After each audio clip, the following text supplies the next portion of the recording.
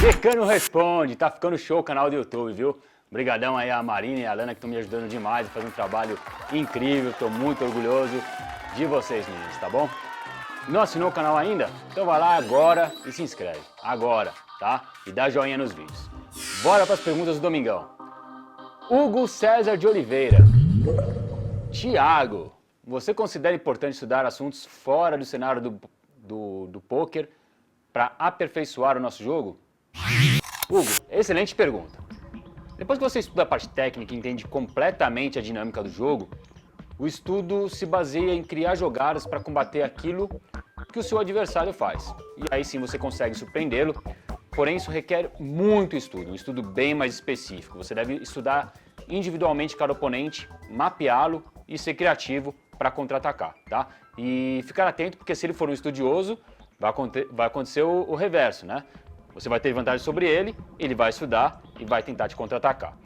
No cenário off-poker tem muita coisa fundamental que interfere diretamente no jogo, tá? Algumas coisas, inclusive, eu já tenho colocado em prática, falo bastante nos meus cursos e também no e-book.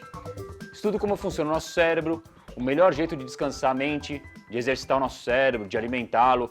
Você vai precisar também se alimentar muito bem para jogar teu A-game. Então eu estou cada vez mais estudando o que funciona, né? O efeito de cada alimento na nossa performance. Você vai precisar se exercitar. É muito importante também que você tenha conhecimentos de PNL, né? Programação Neurolinguística. Afinal, nosso corpo fala. Hipnose, você pode se programar sua mente para ter um rendimento fantástico. Meditação também é muito utilizada para limpar nossa mente, gerar equilíbrio. Ter uma boa noite de sono. Eu já vi jogadores fazerem uma cagada ali na mesa porque estão com sono, cansaço, estão doente, ou alguma dor, enfim. Por quê? Porque o nosso cérebro é uma máquina. Se alguma coisa está errada, ele não vai performar o máximo dele, né? E muitas vezes você opta por uma jogada que normalmente não faria, como um blefe desnecessário que você não está acostumado a fazer, ou pagar um all-in desnecessário só porque está com uma dor nas costas ou gripado. Porque tem jogador que perde um flip, por exemplo, e fica tiltado, e fala que nunca ganha, enfim. E outros que perdem 3 vezes seguidas de As para 10-10 e ficam numa boa, né? Mindset, mentalidade vencedora. Eu tenho feito alguns cursos, lido bastante a respeito de comportamento humano, como ler mentes, influenciar pensamentos. Eu sempre acreditei numa parada, por exemplo, você vai ao win pensando que tem alguma coisa que se eu fizer ou se eu disser para o meu adversário vai fazer com que ele pague ou fold. O que é? Eu não sei. Estou estudando, isso é muito complexo, porque as pessoas são diferentes, elas tiveram experiências de vida diferentes, né? Teve inclusive um cara na reta final aí da WSOP, esse ano ele deu uma exagerada, até na parte ética do jogo, mas ele falava muito com os adversários, tentava manipular bastante a mente do oponente, ele falava que era uma habilidade dele. Então eu acredito em muita coisa ainda a ser aprendida e desenvolvida pelos próprios jogadores. Porém, o principal, que é a parte técnica do jogo em si, é o que você deve focar primeiro e conforme for ficando melhor no jogo, aí sim você vai poder focar em aprender outras coisas, beleza? A segunda pergunta do Domingão é do Erickson Acácio. Como jogar com jogadores que querem ser profissionais na mesa e entram com todos os tipos de mão, 4-5 off, 6-8 surto e 10-8 off, enfim. Erickson, essa é uma pergunta que muita gente me faz. Pô, Decano, o que fazer contra os jogadores que jogam até 7-2 off? A primeira coisa a ser feita é comemorar. Pede uma champanhe ali, pede pro garçom 2 taças e dá uma brindada com o adversário. Brincadeira. A primeira atitude é, se seu adversário for loose, ou seja, jogar muitas mãos, você deve ficar mais tight. Se ele for mais tight, você deve ficar mais loose. Você que vai mudar essa marcha aí. Depois, você tem que entender o seguinte, se ele está jogando com todas essas mãos lixo, fraca, né, marginais, você tem que perceber que quando você tem um 9-9, um Ás e 10, um Rei Valete naipado, por exemplo, você tem um enorme valor contra o range dele.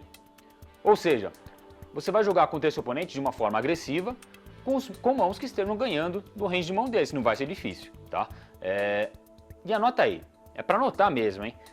Vá lá no bloco de notas agora e anota aí. A força da sua mão é completamente relativa ao range de mãos do seu adversário e de como ele te vê, ou seja, da sua imagem na mesa. Outra coisa importante, você não está jogando só contra ele, tá?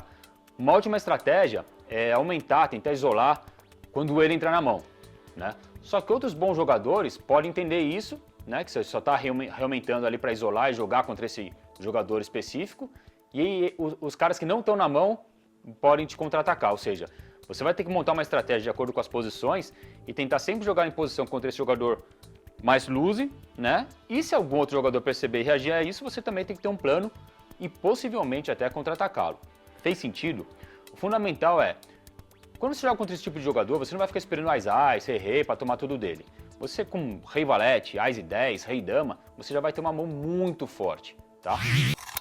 As duas perguntas de hoje têm muito a ver com o e-book que eu criei. Baixa lá se você não baixou. Se você baixou e já leu, mande perguntas, tá?